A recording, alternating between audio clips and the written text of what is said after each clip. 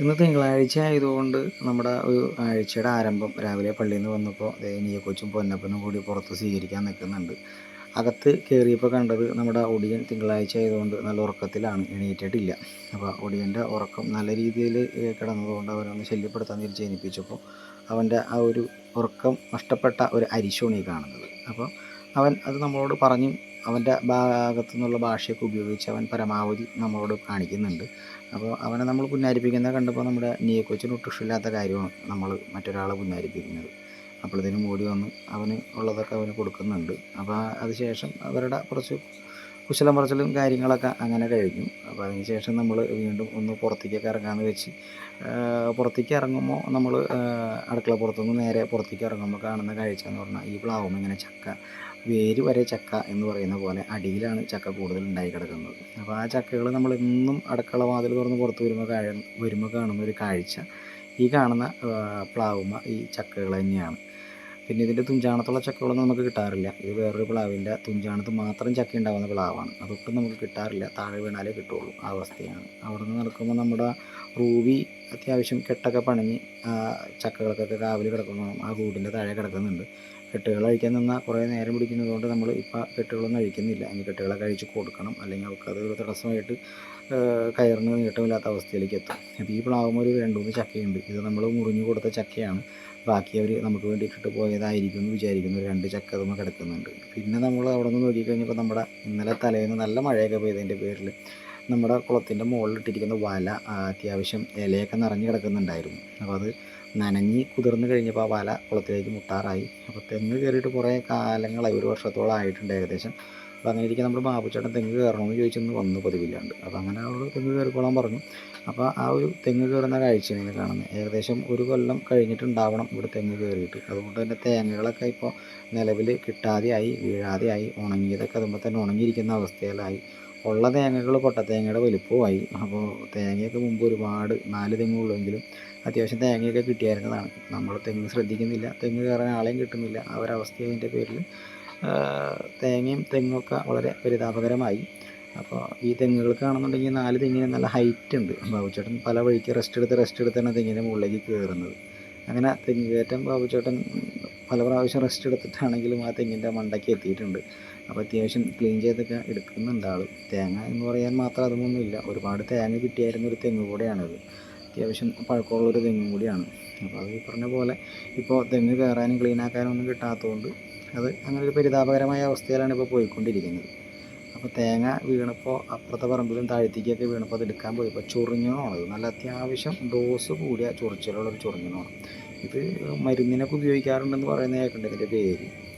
അപ്പോൾ ആ ചൊറിഞ്ഞണം കടിച്ച് അവിടെയൊക്കെ നടന്നു കഴിഞ്ഞപ്പോൾ ഒരു ചക്ക വീണെടുക്കുന്നത്. ഇപ്രാവശ്യം ചക്ക ഒരുപാട് ഉണ്ടായിട്ട് നമ്മൾ ഒരു ചക്ക പോലും നമുക്ക് കഴിക്കാൻ കിട്ടിയിട്ടില്ല. അണ്ണാൻ എന്തോ കൊത്തി താഴെ ഇട്ടേക്കുന്നതാണത്. ഈ പ്ലാവിൻ്റെ ചക്കയാണ്. ആ മുറിഞ്ഞു കൊടുത്ത ചക്കയുടെ ബാക്കിയുള്ള ചക്കയിൽ ഒരെണ്ണം എങ്ങാണ്ടാണ് വീണ് പോയത്.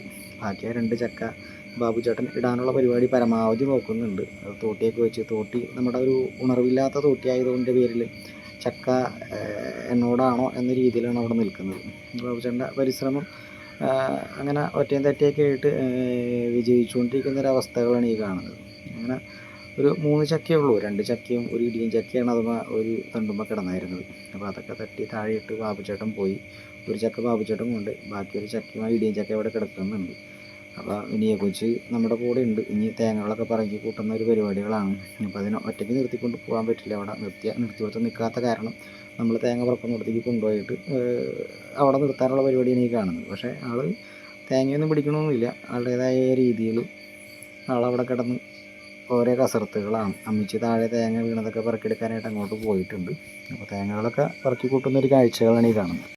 അപ്പോൾ ഈ സീസണിൽ നമുക്കുള്ള ഒരു 2 ചക്കയാണ് ഈ കാണുന്നത്. ഒന്ന് ഇടിയൻ ചക്കയും മറ്റത് മൂത്തുണ്ടെന്ന് വിചാരിക്കുന്നു. ആ ഒരു വലുപ്പത്തിലുള്ള ചക്കയാണ് കിട്ടിയത്. തേങ്ങയൊക്കെ പറക്കി കൂട്ടി കഴിഞ്ഞിട്ടുണ്ട്. കരിക്കാണ് ഈ കാണുന്നത്. ഈ പ്രാവശ്യം കിട്ടിയതിൽ തെങ്ങ് കയറിയതിൽ കിട്ടിയ ഒരു ലാഭം എന്ന് പറയുന്നത് ഈ കാണുന്ന കരിക്കുകളാണ്. ബാക്കി തേങ്ങ എന്ന് പറയാൻ അതിന് മാത്രമൊന്നുമില്ല. കരിക്ക് അത്യാവശ്യം കുഴപ്പമില്ലാത്ത ചെറുതാണെങ്കിലും ഒരു 5-6 കരിക്കിന് മുകളിൽ പ്രാവശ്യം കിട്ടിയിട്ടുണ്ട്. പിന്നെ തേങ്ങയൊക്കെ മുളച്ചത് കാണുന്നത് ഇത് തെങ്ങിൻ്റെ മുകളിലൊന്നും മുളച്ചതല്ല. ഇത് പിന്നെ തേങ്ങ പറക്കാൻ പോയപ്പോൾ താഴെ മുമ്പ് വീണ തേങ്ങകളൊക്കെ മുളച്ച് കിടക്കുന്ന തേങ്ങകൾ നമ്മൾ എടുത്തുകൊണ്ട് വന്നതാണ്. കൊട്ടത്തേങ്ങയുടെ വലിപ്പമുള്ളൂ എന്നുണ്ടെങ്കിലും ഒരു 10, 79, 80 തേങ്ങ കിട്ടി. അങ്ങനെ നോക്കുമ്പോൾ നഷ്ടമാണോ എന്ന് വെച്ചാൽ നഷ്ടമാണ്, എന്നാൽ തേങ്ങയുടെ വില വെച്ച് നോക്കുമ്പോൾ ലാഭമാണ്. അപ്പോൾ അതൊക്കെ കഴിഞ്ഞ് ഏകദേശം ഒരു 10, 10:30 കൂടി നമ്മൾ അകത്ത് കയറി. വിശപ്പിൻ്റെ ആധിക്യമൊക്കെ ഉണ്ട്. അപ്പോൾ അമ്മിച്ച ആ നേരത്ത് ദോശ ഉണ്ടാക്കുന്നൊരു കാഴ്ചയാണ് ഈ കാണുന്നത്. അപ്പോൾ ചായ കുടിയൊക്കെ നേരം വൈകിയായിരുന്നു തേങ്ങ വറക്കാൻ പോയ കാരണം. അപ്പോൾ അമ്മച്ചി വന്നപ്പോൾ തന്നെ നല്ല ചൂട് ചൂട് ദോശ ഉണ്ടാക്കുന്നുണ്ട്. ഞാനത് അപ്പാപ്പ പ്ലേറ്റിൽ ഇടുന്നുണ്ട്. അപ്പോൾ 2 തരം ചമ്മന്തിയും കാര്യങ്ങളൊക്കെ അമ്മച്ചി ഉണ്ടാക്കി വെച്ചിട്ടുണ്ടായിരുന്നു. അപ്പോൾ സാമ്പാറല്ല, ഇന്ന് ഗ്രീൻ പീസ് കറി ആയിരുന്നു. നോയമ്പായതിൻ്റെ പേരിലൊന്നും സാമ്പാർ കറി തന്നെ അതിൻ്റെ പേരിൽ ഇപ്പോൾ ഇന്നൊരു വെറൈറ്റിക്ക് അമ്മച്ചി ഗ്രീൻ പീസ് കറി പിടിച്ചിട്ടുണ്ട് ദോശയ്ക്ക്. അപ്പോൾ എന്തായാലും അതെല്ലാം കഴിച്ച് പിന്നീട് നമുക്ക് ഉച്ചയ്ക്ക് പള്ളിയിൽ പോകാനുള്ളതൊക്കെ പോയി വന്നതിന് ശേഷം പിന്നെ നമുക്ക് ഒന്ന് വയനാടേക്ക് ഒരു തീറ്റ കൊറിയർ അയക്കാനുണ്ടായിരുന്നു. അപ്പോൾ തീറ്റ പാക്ക് ചെയ്യുന്ന കാഴ്ചകളൊക്കെയാണ്. പിന്നീട് അതിൻ്റെ തിക്കും തിരക്കുകളിലേക്ക് അങ്ങനെ പോയി. അത് കൂടാണ്ട് നമുക്കിന്ന് ചാലക്കുടിക്ക് കുറച്ച് ക്രൈ ഫിഷുകളും ഓർഡർ ഉണ്ടായിരുന്നു. അപ്പോൾ അതും ഇന്ന് കൊറിയർ അയക്കാൻ പോകുന്ന കൂട്ടത്തിൽ കൊടുക്കാമെന്ന് വിചാരിച്ച് രണ്ടും ഒരു ദിവസത്തേക്ക് തന്നെ ആക്കി.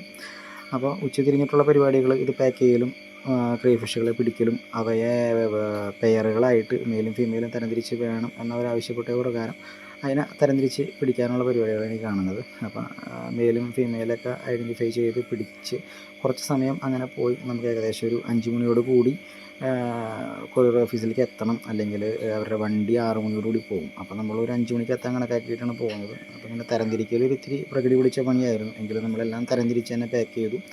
അപ്പോൾ ഇതാണ് ആ കുട്ടികൾ. അത്യാവശ്യം നല്ല വലിയ കുട്ടികളൊക്കെയാണ്. നല്ല കളർ ലൈറ്റ് ഓറഞ്ചും അതുപോലെ തന്നെ ഡാർക്ക് ഓറഞ്ചും ആയിരുന്നു. അപ്പോൾ അതെല്ലാം തരംതിരിച്ച് പാക്കൊക്കെ ചെയ്ത് നമ്മൾ ചാലക്കുടി പ്രൊഫഷണൽ കൊറിയറിലേക്കാണ് പോകുന്നത്. അതെല്ലാം അത്യാവശ്യം സേഫായിട്ടുള്ള പാക്കിങ്ങുകളും കാര്യങ്ങളൊക്കെ കഴിഞ്ഞു. ഇതാണ് നമ്മൾ അവരെ പാക്ക് ചെയ്ത് വെച്ചിരിക്കുന്നത്. അപ്പോൾ മെയിലും ഫീമെയിലും നമ്മൾ പലതരത്തിലുള്ള കളറുകൾ, അതായത് 2 തരം കളറുകളുള്ള റബ്ബർ ബാൻഡിൽ ഇട്ടിട്ടാണ് മെയിലിനെയും ഫീമെയിലിനെയും പാക്ക് ചെയ്യുന്നത്. അപ്പോൾ പാക്ക് ചെയ്ത് ക്രൈ ഫിഷിൻ്റെ ബോക്സും അതുപോലെ തന്നെ വയനാടുക്കുള്ള കൊറിയറിൻ്റെ ബോക്സും എല്ലാം കൂടി ഒരുമിച്ചാക്കി നമ്മൾ വണ്ടിയുമേക്കൊക്കെ കൊണ്ടുപോകുന്ന കാഴ്ചകളാണ് പിന്നീട്. അപ്പോൾ വണ്ടിയുമേ കയറുമ്പോൾ നമ്മുടെ നീയ കൊച്ച് എവിടെ പോയാലും ഓടി വന്ന് റോഡിലേക്ക് കയറുന്നവരെ അവളുടെ പരിപാടി നമ്മുടെ വണ്ടിയുമേ കയറി വന്ന് നമ്മുടെ കൂടെ ഇരിക്കലാണ്. അപ്പോൾ ആ റോഡ് വരെ കൊണ്ടുപോകുമ്പോൾ അവൾക്കൊരു സന്തോഷം. ഇന്ന് കുളിക്കാൻ നിൽക്കുകയായിരുന്നു. അപ്പോൾ അതിൻ്റെ ഇടയിൽ നമ്മളെടുത്ത് കൊണ്ടുപോകുന്നൊരു കാഴ്ചയാണ് ഈ കാണുന്നത്. അതിനുശേഷം ചാലക്കുടിയിലെത്തി. നല്ല അടിപൊളി മഴയായിരുന്നു ചാലക്കുടിയിൽ. നമ്മൾ കൊറിയറൊക്കെ അവിടെ കൊടുത്തു ഏൽപ്പിച്ചു. മറ്റന്നാളത്തോടുകൂടി അത് അവിടെ എത്തും. അപ്പോൾ നമ്മൾ പിന്നെ ക്രൈ ഫിഷിനെ വാങ്ങാൻ വരുന്ന ചേട്ടനെ കാത്തു നിൽക്കുന്നൊരു കാഴ്ചയാണ്. ഫ്ലൈ ഓവറിൻ്റെ താഴെ വണ്ടിയോട് കൂടെ ബോക്സ് നനയാണ്ട് കയറി നിൽക്കാനുള്ള സൗകര്യം കിട്ടി. അവിടെ നിന്നു. ചേട്ടൻ വന്ന് ഏകദേശം 5:30 കൂടി അത് കൊടുത്ത് നമ്മൾ തിരിച്ച് പള്ളിയിലേക്കൊക്കെ പോകുന്നു.